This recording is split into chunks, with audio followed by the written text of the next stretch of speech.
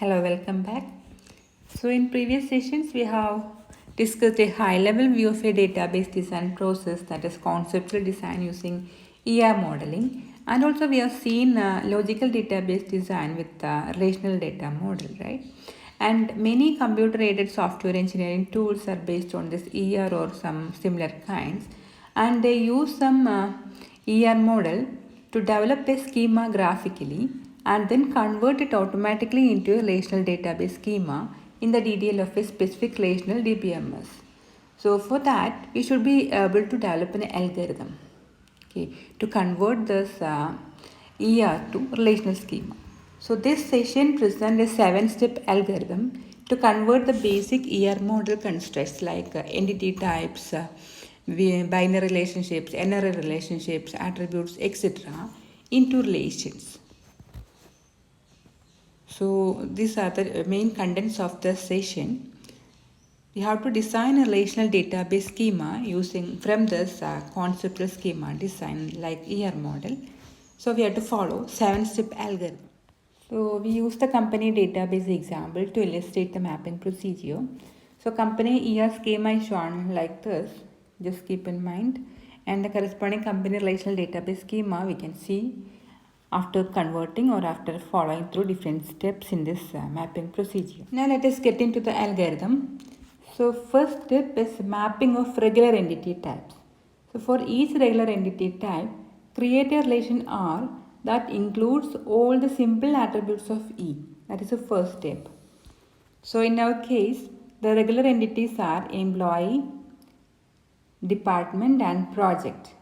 So we have to create a relation for all these three different entity types and add as attribute of this relation only the simple attributes of this entity type. Just for example, in case of employee entity type, we have SSN, birth date, address, salary and sex are the simple attributes, like, right? Then include only the simple component attributes of composite attribute. So we have a composite attribute in this employee entity type, that is name. Include only the simple components. Okay. So F name, minute and last name will be directly added as attributes of this relation employee. Okay.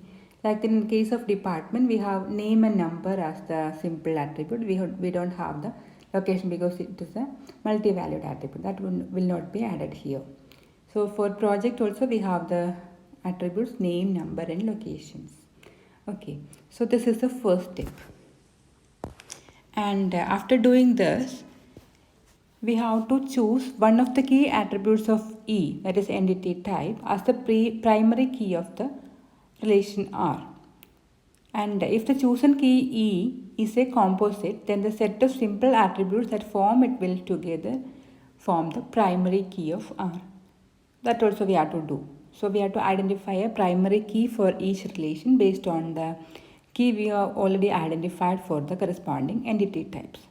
The thing to be noted is that if the key corresponding primary key of the entity type is a composite attribute, we have only the simple components here as separate attributes, right? So all those simple attributes together form the key. And if multiple keys were identified for E during the conceptual design, the information describing the attributes that form the additional key is kept for some analysis purpose. Okay, so we have to mark all these primary keys. So this will be the output of the first step. 9.3a, we can refer only the A part. Okay, so employee we have all the simple attribute of that composite attribute name, that is F name, minute, L name. Then we have all the simple attributes here, and we have identified SSN as the primary key for this relation based on the key we already identified for this employee entity type.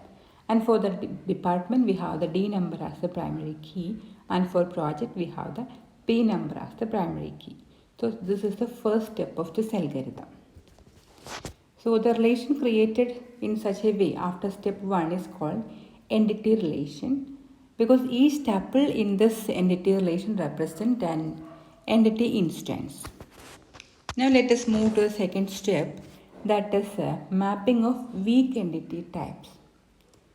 So what we have to do is, for each weak entity type, create a relation R and include all the simple attributes of the entity types as the attributes of R. That is the first step within the second one. And then include primary key attribute of owner as foreign key attribute of R. Okay. So this completes the step 2. We can see in the figure. After doing step 2, in our company database, we have a weak entity, right? Only one weak entity were there. That was dependent, right? So what we have to do? All the simple attributes of this dependent we have to add into this relation. See in this figure, for dependent we have the attributes name, sex, birth date and relationship. All those are simple attributes. So we have to add all those simple attributes as the columns for this relation. Plus, what you have to do is, we have to include the primary key attribute of owner as foreign key attribute of R. Okay. So for dependent, the corresponding owner entity was employee entity type, right? So add the corresponding primary key of the employee entity type as the foreign key for this new relation created. Okay, so for this dependent relation we have added employee SSN as the foreign key. So this part B represents the output of this mapping in second step. So we have the dependent relation. Now how will you form the primary key for this weak entity type, right? So that will be a combination of the primary key of the owner entity type together with the partial key of the weak entity type. So here the partial key of this dependent is dependent name, and together with the corresponding foreign key, that is the primary key of employee, that is SSN, this together will form the primary key for this dependent relation. So this completes the second step. Now let us move on to the third step. So third step is mapping of relationship, one-to-one binary relationships. So for each binary one-to-one relationship type, identify relations that correspond to entity types participating in R.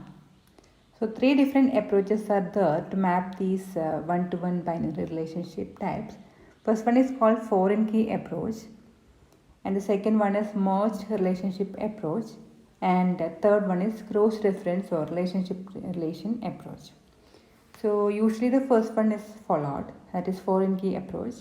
One will be total participation. Normally we use the foreign key approach in which one of the relation is in total participation, and if both of them are in total participation, we can use the second one, that is merged relationship approach, and the third one we can use in any of the case, that is cross reference or relation approach. So we can see the first one first, that is a foreign key approach.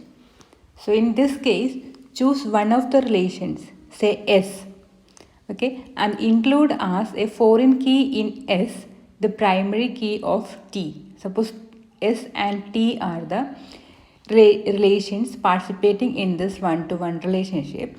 So we will select S and include the foreign key in S as the primary key of T. Okay, so it is better to choose an entity type with total participation in R in the role of S. Okay. So include all the simple attributes of this one-to-one relationship type R as attributes of S. So we can see the example. Okay, that will be more clear for you. So in our case, example for such a one-to-one relationship type is the manager's relation. It's a one-to-one relationship, right, between the employee and department. Okay, so we are mapping this manager's relationship into some relation in case of a relational model. So which is the total participating entity type here? Department, right? That is, every department should have a manager, right? So this will be our S in this case. Okay, so what we have to do here, this will be S and this will be T. And we have to follow the step that include a foreign key in S. In department, we have to include a foreign key, which is a primary key for T. So primary key for employee is SSN. We have to include that as a foreign key in department. Okay, that is the step 3. So we can see the corresponding relation. So in department, we have added another foreign key, that is manager SSN. Okay, which is the primary key of this employee relation. Other things we can see later. After doing that, include all the simple attributes or simple components of the composite attributes of this binary relation as attributes of this relation S. Okay, so start date, we have a attribute, right? For this manager's relationship, you have a start date attribute. That should be added as the attribute of department. Okay, that also we have to do. So we have added the start date as the attribute of the department, right? We just rename these two attributes, SSN as manager SSN and start date as manager start date. So this will be the output of step 3 using the first approach, that is foreign key approach. The reverse also can be selected, but there can be some problems like null attributes. If you are taking this total participation as T and the other one as S. Okay, so this will be a good approach. Always select S as the total participating entity type. The second method is just to merge all the entity types, that is the two participating entity types and the relationship into a single relation. All the three will be formed as a single one. And this type of approach is possible only when both participations are total. The third approach is that cross-reference or relationship relation approach, usually used with binary M2N relations. Okay, so in this, a third relation will be set up. Okay, and each tuple in this relation R represents a relationship instance that relates one tuple from S with one tuple from T. So this relation R will include the primary key attributes of S and T as foreign keys within this relation R. Now the primary key of R will be one of the two foreign keys. Okay, either from S or from T we will select the primary key. And the other foreign key will be a unique key of R. And the main drawback of using this approach is having an extra relation, right? And requiring an extra join operation when combining related tuples from the tables.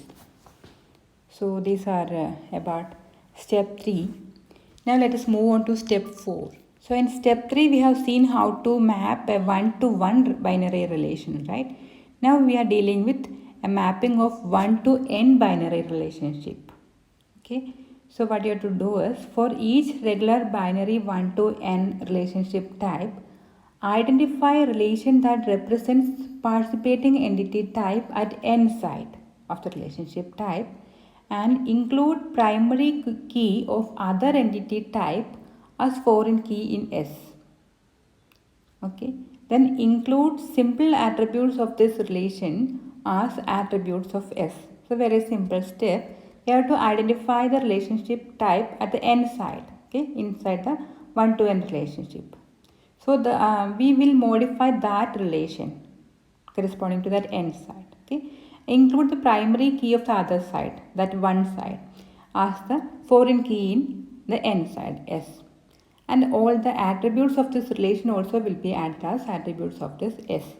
Now we can see an example for that. So we are bothering about only the regular entity relations, okay, regular relations. So in our case, we have 3 different relations of 1 to n type. Works for is there, controls is there, and supervisions is there. All the 3 are of 1 to n type.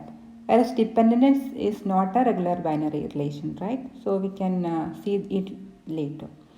So let us take the example works for. So what we have to do is, we have to identify the n side entity type. Here it is employee, and one side it is department. So what you have to do is we have to add the primary key of this one side as a foreign key in n side. So primary key of this department is department number, right? That should be added as the foreign key in this employee. And if any attributes are there in this works for relation, that also should be added as attributes of this employee. Here there is no attributes for this works for relation. So simply add department number as a foreign key for employee. That's the only thing we have to do.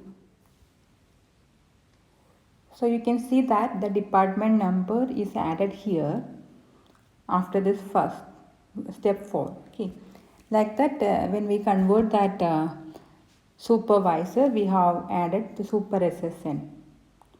So like that all these attributes should be added after step 4. Now step 5. So step 5 is about mapping of binary M to N relationship types. So for each such relationship type, that is M to N, create a new relation S. Include the primary key of participating entity types as foreign keys attributes in S. And include any simple attributes of M to N relationship also into this new relation S. So it's very simple. We have to create a new relation for every binary M to N relationship type. Okay, and then add as foreign keys in this relation S the primary key attributes of both participating entity types. And then add as attributes all symbol attributes of this relationship also. Okay. So in our case, work zone is an example for an M to N binary relation, right? We have the participating entity types employee and the project, right? So we have to create a new relation work zone. Then add as the foreign key in this work zone the primary keys of both employee and project. So the primary key of SSN will be added as a foreign key in work zone, and also the primary key of project, that is P number, also will be added as a foreign key in work zone. And add any simple attribute of this relation. Here we have one simple attribute, that hours, that also will be added as an attribute in this work zone relation. So this will be the output after step 5. So you can see here after step 5, this part C will be the output. We have one more relation, that is work zone, with 2 attributes added as the foreign keys from the corresponding participating entities, that is SSN and project number, and hours as the attribute of this work zone itself. Okay, so we have 3 attributes, and we have just renamed the corresponding foreign keys, right?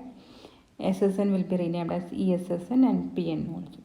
And the primary key for this work zone relation will be the combination of these 2 foreign keys, employee SSN together with project number, will act as the primary key for this new relation. Such relations can be called as relationship relation. We converted or we mapped a relationship in an entity model into a relation in a relational model, right? So such relations are called relationship relation. So we learned 2 types of relation. One is entity relation and the second one is relationship relation. Now step 6, that is mapping of multi-valued attributes. So far we have bothered about only the simple attributes or simple components of a composite attributes, right? We are never bothered about multi-valued attributes. Now what we have to do with this multi-valued attribute, that is step 6. For each multi-valued attribute, say A, create a new relation R, and we have to choose the primary key of this new relation R as the combination of A and K. For A is chosen from this multi-valued attribute, okay, and K is the primary key of the relation that represents the entity type or relationship type that has A as the multi-valued attribute. You can see the example, then it will be more clear. And if the multi-valued attribute itself is composite, then we have to include its simple components. Okay. So we can see our example. So in our example, we have the locations is a multi-valued attribute, right? So we have to convert this locations into a relation using this step 6. So we have to first create a relation for these locations, right? Another new relation for these locations. And we have to find out the primary key for this relation. So attribute location will be there together with the primary key of the relation or entity type in which location is a component or in which location is an attribute. So department is the entity type in which the location is a attribute, right? So primary key for this department relation, that is number, department number can be taken. That together with location will create the primary key for this new relation location. Okay. So part D, this will be the output of step 6. We have created a new relation department locations with two attributes. One is the attribute from the corresponding multi-valued attribute itself, that is department location, and then the primary key of the relation or the entity type in which this location was a multi-valued attribute, that is D number. These two together forms the primary key for this department locations. Now the last step of our algorithm, that is step 7, mapping of n-array relationship types. So far we have converted all the binary relationships, right? Now we have to deal with a relationship of degree greater than 2, that is more than 2 different entity types participating in a relation. How we can convert such relation into a relational model? So for each n-array relationship type R, create a new relation S to represent this relationship type R.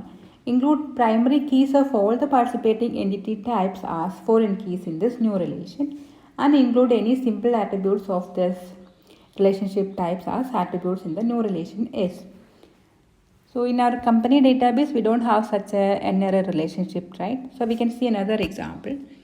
Here we have a relationship supply which have 3 different participating entity types: supplier, project and part.